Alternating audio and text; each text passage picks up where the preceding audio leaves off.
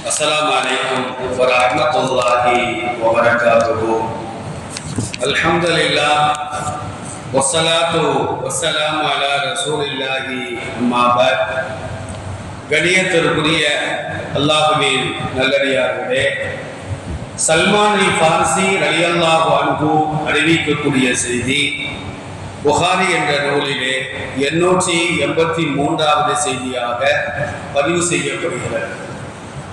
நபிகள் நாயகம் ஸல்லல்லாஹு அலைஹி வஸல்லம் அவர்கள் வெள்ளிக்கிழமை அன்று தன் சமுதாயம் கடைபிடிக்க வேண்டிய ஒழுக்கங்களை இந்த ஹதீஸின் மூலமாக தெளிவாக சொல்லி காட்டுகின்றார்கள். லா யக்தஸிலு ரஜுலுன் யௌமல் ஜும்அத்தி வ யதஃபக்கரு மஸ்ததாஅ மின் துஹுரி.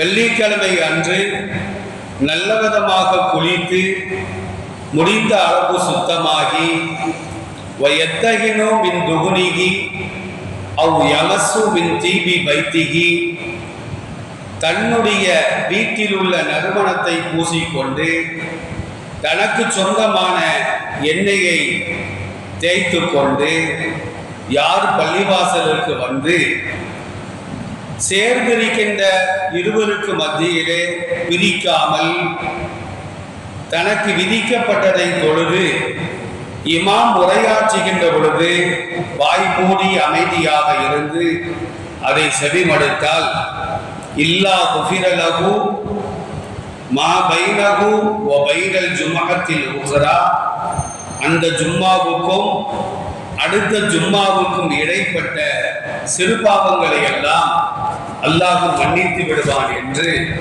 நபிகள் நாயகம் ஸல்லல்லாஹு அலைஹி வஸல்லம் இந்த ஹதீஸிலே குறிப்பிடுகிறார்கள்.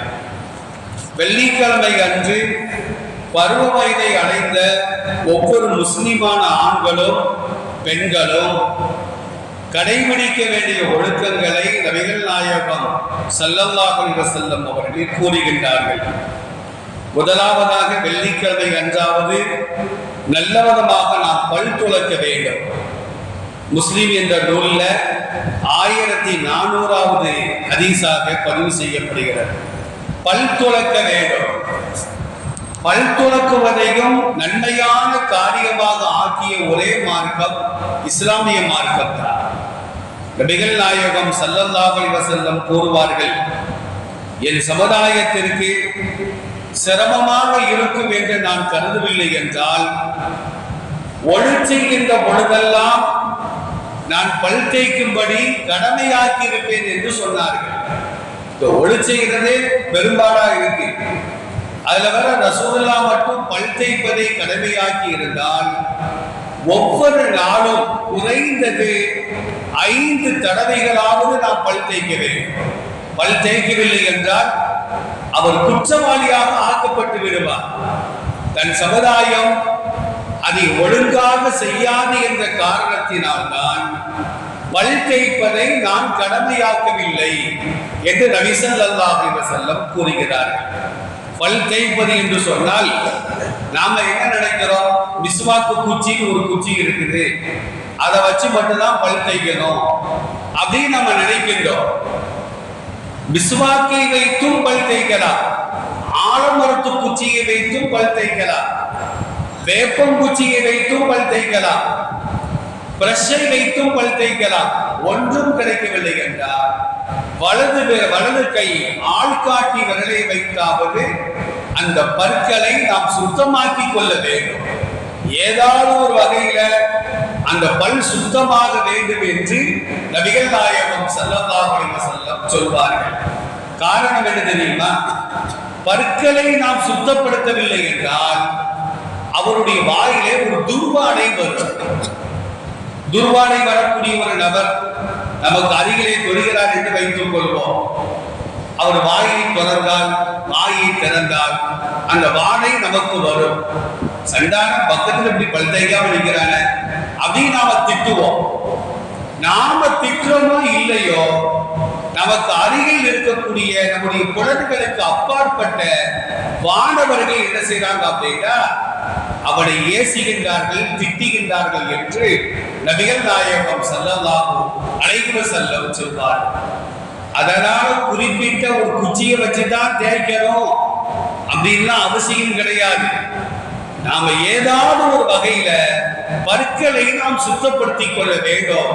அதிலும் குறிப்பாக ஜும்மா நாளைக்காக வேண்டி விசேஷமாக நாம் பற்களை தூய்மைப்படுத்த வேண்டும் என்று நபி ஸல்லல்லாஹு அலைஹி வஸல்லம் சொல்கிறார்.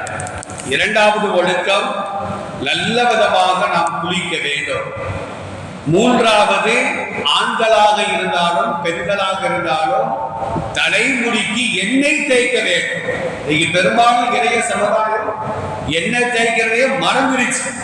பரட்ட தலையா அலைகிறது தான் இன்னைக்கு ஒரு ஸ்டைல் நினைச்சிட்டு என்ன செய்யறாங்கன்னா ஆண்களும் பெண்களும் பரட்டை தலையாகவே அலையக்கூடிய ஒரு காட்சியினை பார்க்கின்றோம். நபிகள் நாயகம் ஸல்லல்லாஹு அலைஹி வஸல்லம் என்ன செய்வாங்கன்னா தலைமுடிக்கு எண்ணெய் தேய்ப்பார்கள், தாடி முடிக்கு எண்ணெய் தேய்ப்பார்கள், மீசைக்கும் எண்ணெய் தேய்ப்பார்கள். ஹதீஸ்கள்ல பதிவு செய்யப்படுகிறது. அப்ப வெள்ளிக்கிழமையாவது தலைமுடிக்கும், ஆண்களாக இருந்தால் தாடி முடிக்கும் எண்ணெய் தேய்த்துக் கொள்ள வேண்டும். நாலாவது, தனக்கு சொந்தமான நறுமணத்தை நாம் பூச வேண்டும். அடுத்தவருடைய நறுமணத்தை பூசுவதாக இருந்தால் அவர் அனுமதி இல்லாம எடுத்து நாம என்ன செய்யக்கூடாது, பூசுவது கூட. சில பள்ளிவாசல்கள்ல என்ன செய்வாங்கன்னா அந்த அத்தர்லாம் வியாபாரம் பண்ணுவாங்க. சில விவரம் கட்டவங்க என்ன செய்வாங்க தெரியுமா, என்னமோ அத்தர் வாங்குற மாதிரி ஒன்னொன்னா தடவி பார்த்து அந்த சட்டையில தடவிட்டு அப்படி பள்ளிவாசலுக்குள்ளால வந்துடுவாங்க. ஓசிலேயே அத்தர் தேய்க்கிறது. இது சுண்ணத்தான காரியம் அல்ல. தொழுகைக்காக வேண்டி, குறிப்பாக ஜும்மா தொழுகைக்காக வேண்டி நறுமணங்களை வாங்கி நாம் வைத்துக் கொள்ள வேண்டும்.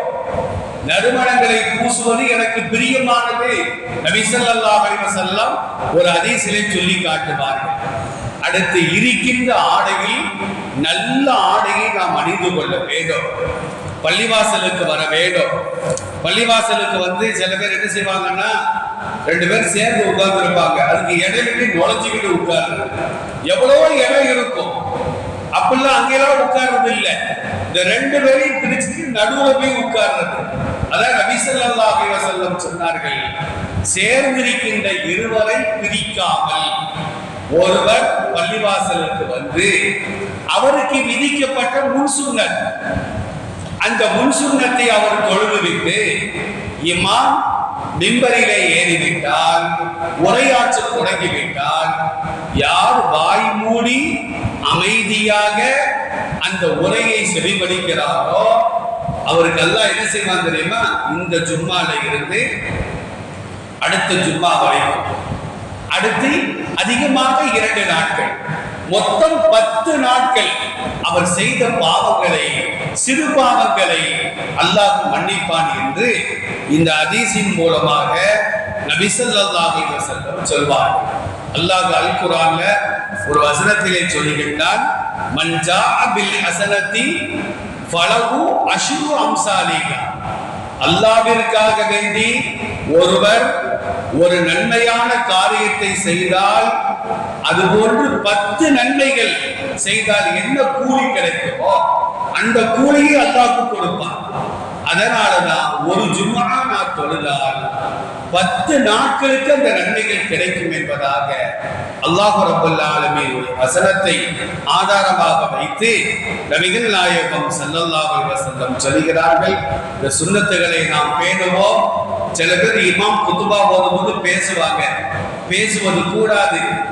பேசக்கூடியவரை பார்த்து பேசாதே என்று சொல்வது மாத்திரமல்ல, சைக்கிளை செய்வது கூட கூடாது என்பதாக மார்க்கம் சொல்லுகிறது.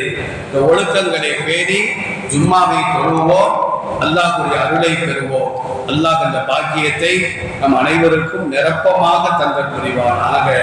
அஸ்ஸலாமு அலைக்கும் வ ரஹ்மத்துல்லாஹி வ பரகாத்துஹு.